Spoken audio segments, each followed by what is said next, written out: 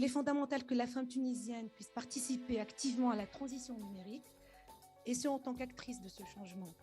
Il faudrait renforcer davantage les capacités des femmes tunisiennes, surtout, dans l'utilisation des technologies. La transition numérique pourrait être une opportunité pour les femmes, et soit à travers les nouvelles offres d'emploi. Les jeunes femmes tunisiennes doivent prendre conscience de cette révolution des métiers et en tiennent compte dans leur choix d'orientation. Elles pourraient être les moteurs de cette révolution, que ce soit dans la conception de ces technologies que dans les usages futurs. Certes, la Tunisie est un petit pays, mais il est grand. Il est grand par sa richesse, par ses compétences, par la volonté de ses femmes, que je remercie. Après avoir exprimé donc mes remerciements à toutes ces parties prenantes, je voudrais souligner l'implication de la femme tunisienne dans le domaine de la data science et le rôle qu'elle joue dans le développement de la recherche scientifique. Pour cela, je vais rappeler le classement de l'UNESCO de l'année 2020 qui a placé les Tunisiennes, vous les chères femmes tunisiennes, parmi les meilleurs chercheurs du monde. Nous sommes au premier rang dans le monde arabe et en Afrique et nous devançons nos homologues européennes, à l'instar des femmes britanniques qui ne représentent que 39%, les italiennes qui ne représentent que 36%, les suédoises 34%.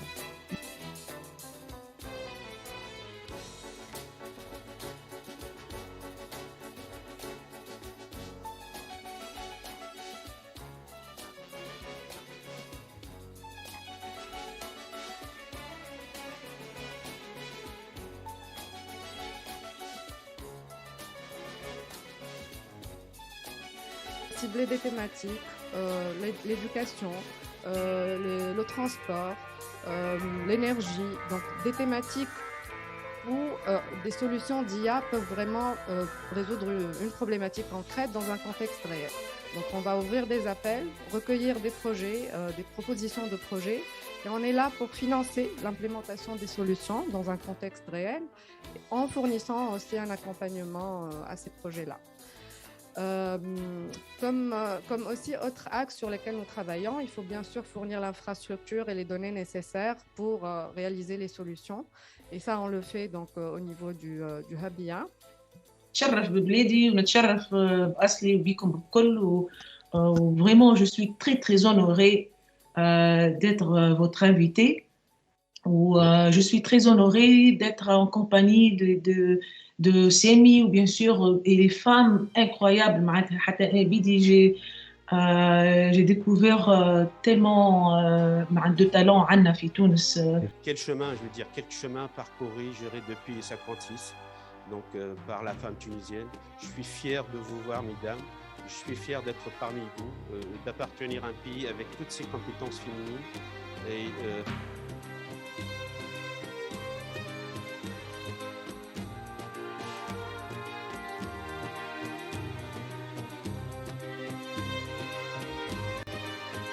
En termes d'informaticiens ou de IT, on a un des taux les plus importants au monde. Donc, on va dire qu'on a ce que les autres n'ont pas. Par contre, notre écosystème ne suit pas. Ça, on a cité Startup. Je suis d'accord avec elle, on a tous les ingrédients, mais on manque de recettes. Et ceux qui n'avancent pas reculent. Donc, on commence à prendre un peu comme ça par rapport au Maroc, par rapport à d'autres pays africains, on commence à reculer un peu, même si le tout vit. Et pourquoi on perd notre avantage? Parce que nos informaticiens partent. Alors, l'intelligence artificielle commence à intervenir sur les émotions. Ça ne me rassure pas du tout.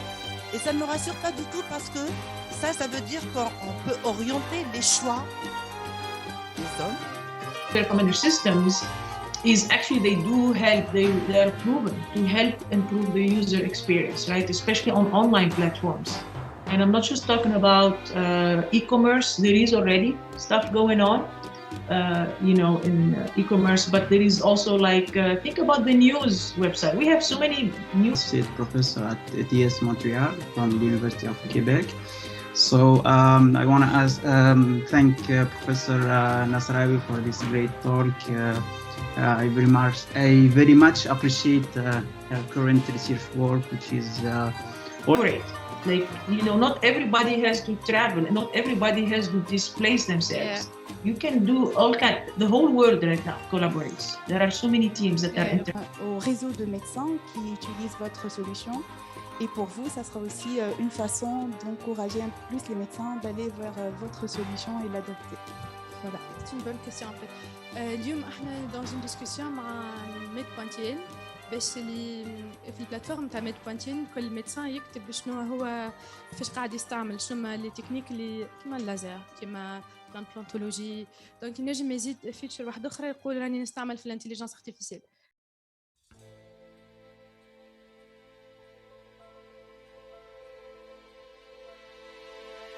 Ce qui m'inquiète au niveau de l'intelligence artificielle, au niveau de l'éducation, c'est l'écart, l'écart entre les pays riches et les pays pauvres. Ça aussi, ça risque de creuser encore l'écart. Donc c'est pour ça il faut y aller vite. On a cette chance aujourd'hui, il n'y a pas d'acteurs au niveau des applications en IA pour l'éducation. Que proposeriez-vous pour faire bouger les choses législativement en Tunisie afin d'avoir une stratégie pour l'agriculture? Voilà. Alors, il n'y a pas autant de réglementation qu'en Tunisie. On ne passe pas par exemple 5 ministères pour pouvoir avoir une autorisation de faire plutôt voler un drone sur des terres agricoles. Et c'est toujours le problème. Donc aujourd'hui, moi je connais 2 startups qui veulent investir dans les drones en Tunisie, mais ils n'arrivent pas à avancer parce que c'est très compliqué. Et je pense que... Est-ce que vous avez une idée sur justement les indicateurs qui peuvent nous permettre de mesurer à sa juste valeur la contribution de cet outil dans la performance globale de l'entreprise? Merci. Alors, merci pour la question déjà, elle est très pertinente. J'ai envie de dire que la quantification de la valeur va dépendre du cas d'usage. C'est pour ça que j'insiste sur la phase de cadrage. Quand on va commencer un cas d'usage, que ce soit... Alors, le cadrage aussi, il va être spécifique à la fois aux besoins métiers, au contexte, mais aussi à la nature d'algorithme qu'on va tester et mettre en place. C'est-à-dire, les indicateurs ne vont pas être les mêmes. Contacter. Par exemple, en Tunisie, on a en Carthage, on a 2 sites, de Portunique et le quartier de Hannibal. Mais ensuite, on est en train d'ajouter d'autres sites sur Carthage. On a Svitla, Douga, on a commencé aussi à terminer une grande partie sur Douga et Djerba. I want to know for AI and children, how do we balance the risks and the opportunities? Thank you for your question. It's really the core aim of that project, how to balance it. It's a tough question actually to answer. However, we believed through the process, we provided a set of guidelines and recommendations on how to do that in practice. However, we believe the key there is to work in a multidisciplinary team where you involve your end users. Although the end users in this case are... En fait, pour eux. Et là, les solutions qu'on a, c'est changer en fait le métier de la banque. Donc, le point est que souvent, la banque, ils pensent à leur métier traditionnel, mais ils ne pensent pas qu'ils sont devenus une technologie compagnie et qu'ils ont énormément de data et qu'en grand compte, ils peuvent avoir de nouveaux business models. Un des business models sur lequel on travaille, c'est offrir une plateforme, par exemple, que la banque offre à ses clients, on va dire, professionnels, de jeunes PME ou essentiellement de jeunes PME ou des startups. On offre nos solutions ERP et CRM et BI et qu'ils offrent as a service pour leurs clients. Donc, pour cet échange intéressant, ce joli talk. Et j'espère à une prochaine fois vous voir. J'espère en Tunisie, mais je suis très très contente de voir ça parce que sincèrement, je participe à plein aux UAE et dans le monde arabe, mais jamais dans mon pays, donc je suis super contente de le voir. I am Khawla Sharif, student in Business Intelligence, and thank you for your presentation. You said doctors a lot. I wanted to know how AI can replace doctors or human beings in general. Yeah, good question. And this is, in the field, it's a very important question that we always see on Twitter and social media. So AI cannot replace doctors, but can help them a lot. It's and the numbers that I presented at the beginning, because we were working on for example, the new technology that Microsoft is developing to summarize the conversation between patient and doctors and generate the clinical notes automatically is currently being tested in with some doctors, right? And we know that it's helping doctors to focus more on the conversation with the patients. So it helps also the patients having more time with the doctor to talk about their disease instead of having most of the...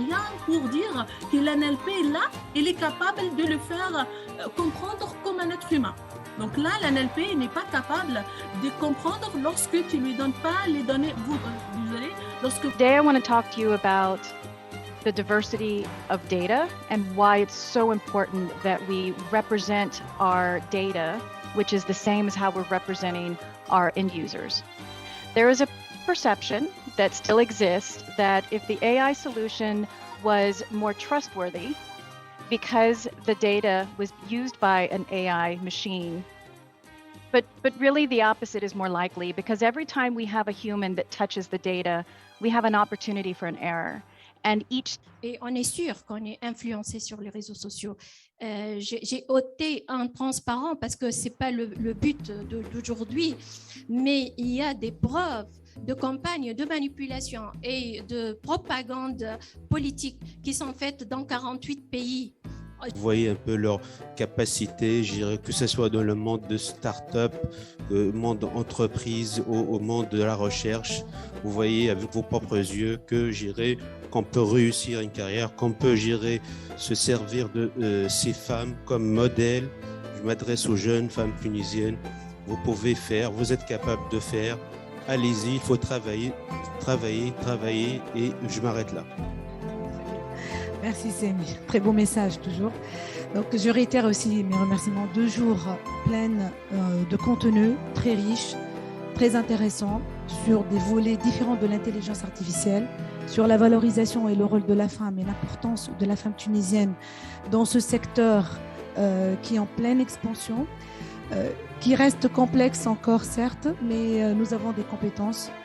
Nous avons vu ces 2 journées très riches et on remercie grâce à cet événement a eu lieu en mode présentiel. C'est pas encore fini parce que demain on a une journée à distance, donc c'est pas forcément aujourd'hui la clôture du présentiel, mais on va continuer demain à distance. Donc un grand merci à l'UBCI, un très grand merci pour leur soutien, le support, c'est énorme. Et c'est grâce à eux qu'on a fait réalisé cette conférence en présentiel. Un grand merci à GIZ aussi pour leur soutien, bien sûr, et Reconnect, voilà l'association, n'oublions pas l'association qui reste toujours le support le plus important dans cette action et qui est présidée par Sémirial et donc qui croit à ces jeunes femmes tunisiennes dans le domaine de l'IT et spécialement dans le domaine de l'intelligence artificielle. Tout ça, que c'est vrai, c'était intense, mais c'était aussi agréable et je vois même les recommandations, les commentaires. J'ai reçu beaucoup de commentaires, des gens ils disaient vraiment top comme conférence. Moi, j'ai vu des gens qui sont venus, même ils ont prévu de venir une journée, ils sont venus 2 jours. Ils ont dit parce que nous on a pris, on a vu qu'il y a des choses intéressantes, il y a du contenu et ça c'est vraiment c'est notre joie on peut dire que c'est la réussite de cette belle conférence. Après, donc, nous essayerons bien sûr de partager le contenu, les slides. Ce n'est qu'une première édition. Donc, Inch'Allah, on va réitérer la 2e édition continuité avec d'autres intervenantes, d'autres sujets d'actualité. Pourquoi pas la progression des projets qui ont été présentés aujourd'hui. On pourrait dire le feedback, ils sont où aujourd'hui, comment ils ont continué. Donc, on va essayer de faire un feedback.